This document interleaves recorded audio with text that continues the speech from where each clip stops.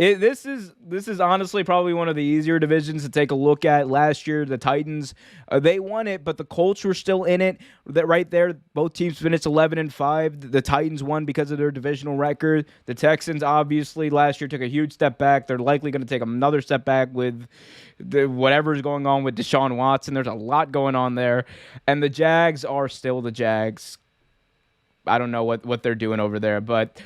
Ben, let's take a look at what you actually thought about this team or this division, because I think this is one of the ones where we agreed on the most. So why don't you just take us through your preview or your predictions for this division?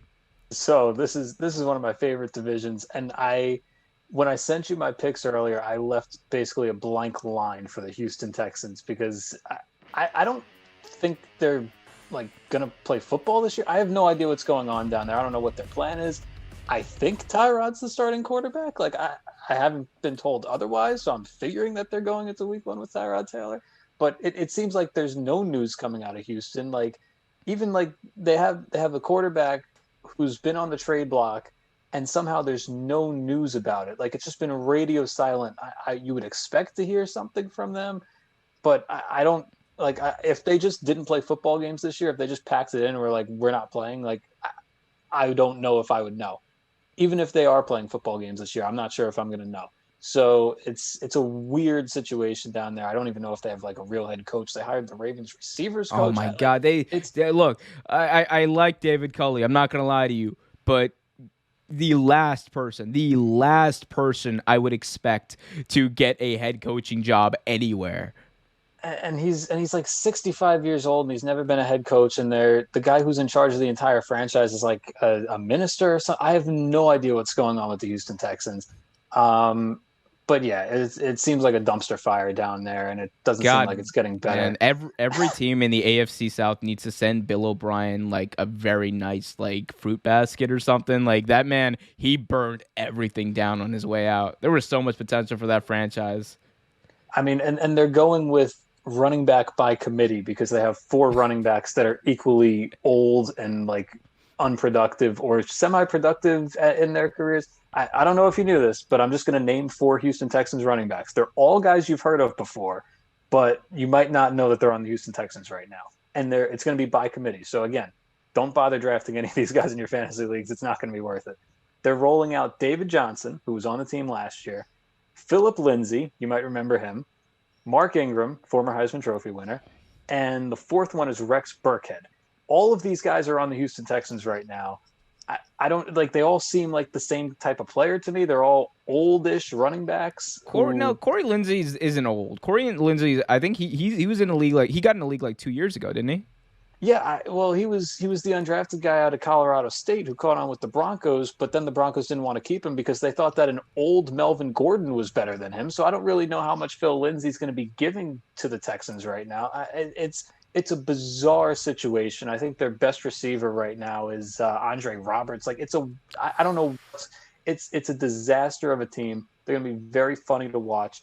And this is probably the most that you're going to hear anybody talk about the Houston Texans all year. Anyway, moving on from the Texans.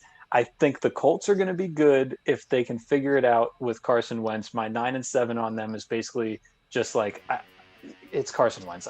Poor guy can't stay healthy. So again, not expecting an injury, but if Jacob Eason starts a game or if Sam Ellinger starts a game, I would not be surprised. The Jaguars, look, 5-11, they had the number one pick for a reason. As good as Trevor Lawrence looks, and as much as Marvin Jones is just going to be a guy who catches footballs, like they're not going to be much better than that. And the Titans, I mean, what, 11-5? You bring in Julio. Their defense is they just give up a lot of points. So it's going to be how often can the Titans offense outscore what their defense is giving up. I think Julio is going to be fun there. Tannehill's got some fun weapons now, but Tennessee has to be able to rush the passer. And, I think they'll be good enough to win the division. I don't know how far they'll get in the playoffs. That's just all going to be playoff luck. But that's my Titans take for the year. Cool. Cool. So again, we agree on a lot of what's going to happen, or generally. I got the Titans winning at 11-6, the Colts right behind them at 10-7. Again, kind of don't know what that one means because kind of don't know what the Colts are going to look like. But I think Frank Reich is a great head coach, arguably the most underrated head coach. There's nobody who gets most out of their players like Frank Reich. It is actually insane if you look at what he's had to work with and what he's done with it. And out of Carson Wentz. That guy knows all the buttons to push on Carson Wentz. So Exactly. And that history in Philadelphia, if there's anyone who can make Carson Wentz into that MVP level player that he was just a few years ago, it's Frank Reich. And anyway, so going off of that, in third place, I got the Jacksonville Jaguars at 5-12.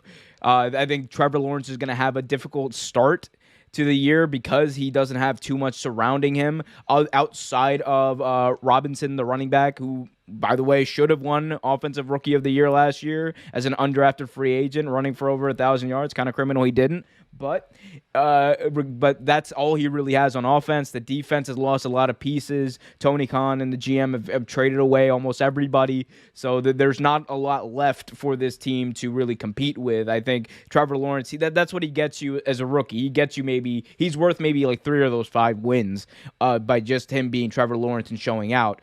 Outside of that, the Texans, this is like the only team, or there's only 2 teams where I saw this 8-17 game like math actually fit.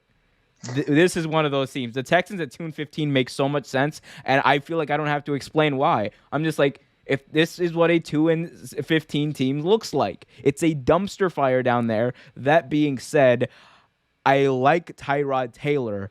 And I think he's going to, he's another guy who kind of gets the most out of whatever team he's playing on. He's the reason why the Bills made the playoffs after a drought of almost 20, 25 years. So I think he's another kind of unsung hero for a lot of these teams. I think he can come in there and win 2 games with what is a terrible team. Yes, Seth Roberts, or you said it, Seth Roberts is your number 1 guy. It's not a great look, bro. It's not a great look. And that backfield, man, you might as well just sign Frank Gore. Sign Frank Gore. Let him break the rushing record. Let him get up there to number 2 or number 1 all time. Just ride it out with him. You might as well. He's not going to cost you any money. It's a dumpster fire down there, but the Titans at 11-6.